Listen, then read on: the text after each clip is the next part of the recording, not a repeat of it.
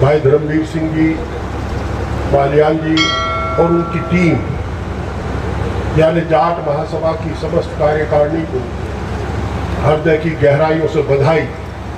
बड़ा सफल आयोजन आपने किया, ये आपकी ईमानदारी का प्रतीक है। लोग उसके साथ चलते हैं जिस पर विश्वास होता है कि कहीं ले जाकर के तुझे जंगल में ही छोड़ दे। और आशा करूंगा कि आगे आप इस आपकी टीम, आप सब लोग इसे बनाए रखेंगे जो आपकी परंपरा है। आज हम इस पावन धरा पर चौधरी महेंद्र सिंह टिकैत जैसा राष्ट्रभक्त, किसानों का, कमेरों का नेता दिया बैठे। मैं इस धरती को नमन करता हूं और परमपिता परमात्मा का शुक्रिया अदा करता हूं, धन्यवाद अदा करता हूं कि आज भी उनका परिवार, जिस दिन चौर साहब का शरीर पूरा हुआ, लोगों को तरह तरह की आशंकाएं थी, पर आज भी उनका परिवार किसान की लड़ाई लड़ने का काम जो चौधरी महेंद्र सिंह टिकैत ने शुरू किया था। और जब इतिहास को हम देखते हैं तो सर छोटू राम के बाद चौधरी चरण सिंह, चौधरी देवीलाल, रणवीर सिंह हुड्डा, चौधरी प्रकाश सिंह बादल, वीरेंद्र वर्मा जी, और सबसे बड़ा नाम आता है चौधरी महेंद्र सिंह टिकैत का, जिन्होंने किसानों की लड़ाई लड़ी। इसलिए इस धरती को नमन करता है। दोस्तों, समाज की बुराई के बारे में 2-3 प्रार्थना आप सभी करूंगा, चौधरीयों से भी करूंगा। एक तो नशा बहुत बढ़ गया, आर्य समाज का प्रभाव घटा और नशा बढ़ा। अच्छी बात थी कि हमारे बच्चे कुछ बुराइयों से दूर हुए, पठन पाठन पर लगे, और जब हम शहर में घुसते हैं, टाउन में घुसते हैं, किसी कस्बे में, तो हमें जो डॉक्टरों के बोर्ड दिखाई देते हैं उसमें आपके बच्चों के बहुत नाम आते हैं। पर अब ये भी दुर्लभ हो जाएगा, क्योंकि अब MBBS की फीस इतनी बढ़ चुकी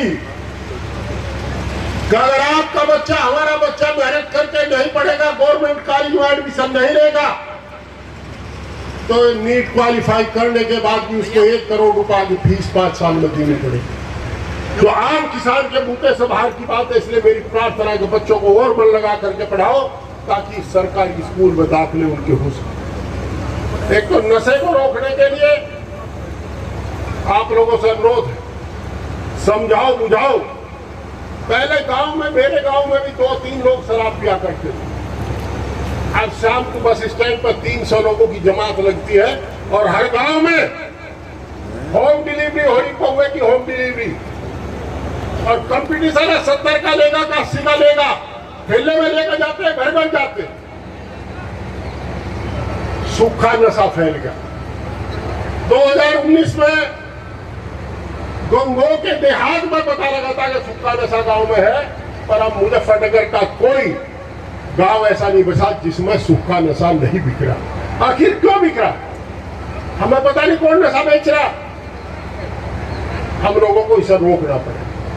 दूसरा, आदरणीय चौधरी साहब, यह भी अनुरोध है मेरा, एक बड़ी परंपरा चलती लड़कियों की छूट छूटा। जो पहले ऐसा काम था, अगर किसी के यहाँ अचानक दुर्भाग्य से ऐसी घटना हो जाती तो शर्म के मारे जिक्र नहीं करे। और भाई अब बढ़ी ज्यादा है, इसे भी रोकने का काम करें। और जैसा पूर्वोत्तरों ने कहा, इसमें आप ही सक्षम। हम लोग उतने सक्षम नहीं है जितने आप। तीसरा, आपस में भाईचारा कायम है, लड़ो मत, बढ़ने का काम करो, लड़ने का काम छोड़ दो। अच्छी बात है, बच्चे पढ़ भी रहे और बच्चे व्यापार में भी लगे। आज ट्रांसपोर्ट के काम में आप बहुत आगे हैं। ऑर्गेनाइजर आपके लड़के बहुत हो गए, बच्चे आपके, उन सब बच्चों को, दूसरे बच्चों को भी प्रेरणा लेनी चाहिए। आरक्षण की जहां तक बात है, सौभाग्य से आज हमारे बीच में आरक्षण के पुरोधा आदरणीय भाई युद्धवीर सिंह बैठे हैं। आरक्षण की सबसे पहले इन लोगों की प्रेरणा 14 जुलाई 1995 को उत्तर प्रदेश की विधानसभा में 2 गैर सरकारी संकल्प पेश किए थे हम लोगों ने। एक किरणपाल सिंह जी के नाम से स्वर्गीय, एक मेरे नाम से, एक जाट आरक्षण का था, एक प्रदेश के बंटवारे का। और फिर चाहे स्वर्गीय शीशराम मोला हो, चाहे स्वर्गीय चौधरी अजीत सिंह हो,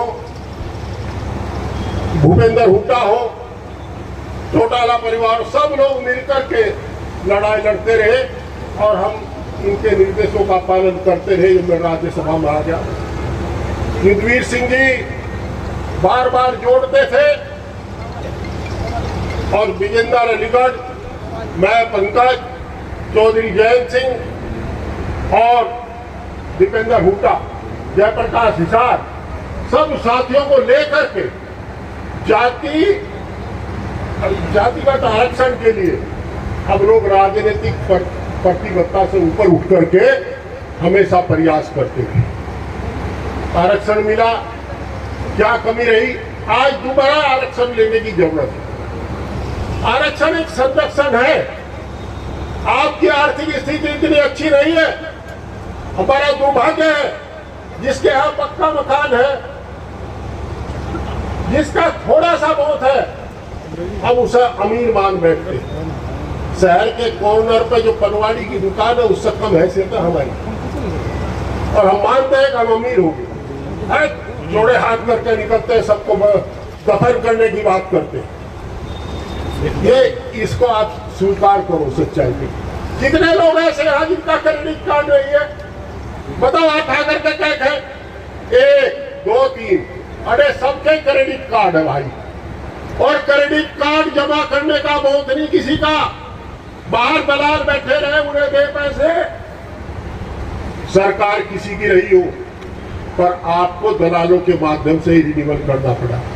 मैंने अब की बार लोकसभा में 2-3 बार कहा, हमने कहा पवित्र बाहर भी नहीं पड़ता। जब व्यापारी की लिमिट रिन्यूअल होती है, उसी तरह क्रेडिट कार्ड भी बिना पैसे जमा करो, रिन्यूअल हो जाए, तो कम से कम जो पैसे का तो बच जाएगा जो रिन्यूअल पर देना पड़ता है किसान। आप करें बंद।